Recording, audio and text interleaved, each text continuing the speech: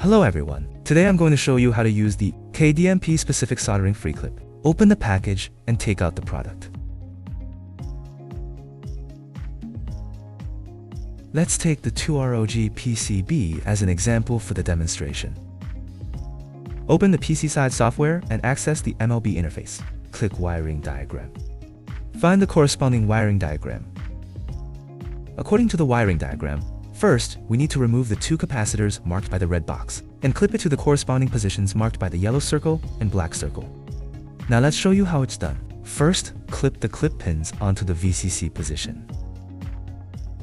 Now clip the black clip onto the GND position.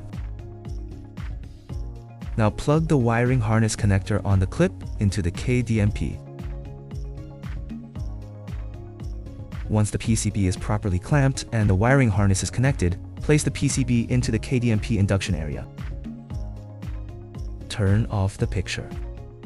Click Collect Original Key Data. Follow the prompts to continue with the operation, and that's it.